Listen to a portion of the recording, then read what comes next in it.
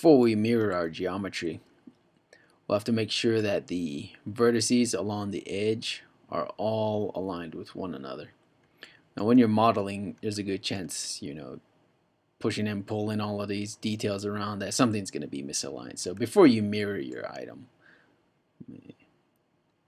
use the grid. We need to ensure that all of the vertices along the edge are aligned.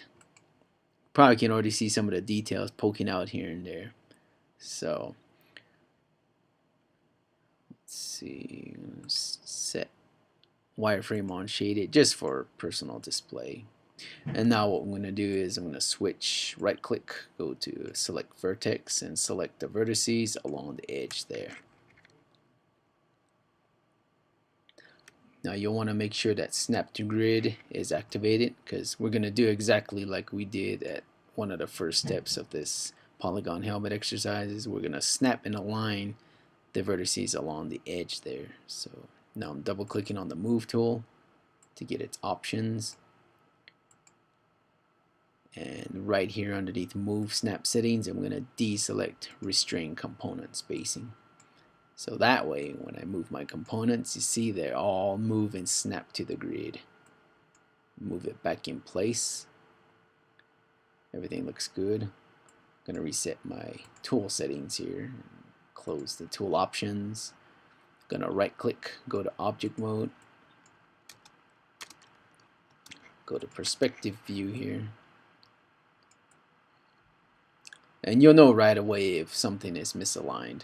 You'll see gaps in the geometry or other weird things will happen. Looks good, so I'm going to select my object, go over to mesh, and you should see an option that says mirror. It doesn't say mirror geometry, but it's the same thing. But I'm going to select its options here.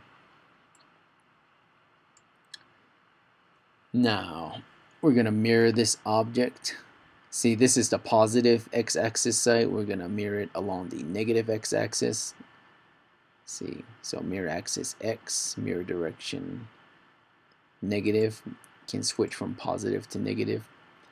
We're going to want to make sure to combine it with the original, and along the border we want it to merge border vertices, meaning it'll connect the object once it has been mirrored. Once all of those are in check, I hit mirror, and there we go. See, it's always good to overlook the edge to make sure everything has been completed properly. Doesn't look like there's any gaps or any issues. I probably could have modified the edge right here manually. Oops. There we go. Okay, could have modified these items here before I mirrored it. Looks like snap to grid is still on. Turn it off. But see here, it's not too bad. But of course, if you want it to be symmetrical, then you could always do that after you've, or before you mirror your object. So if there's any issues, you can always just undo that last move before you mirrored it, or simply delete the left side of the geometry and try it again.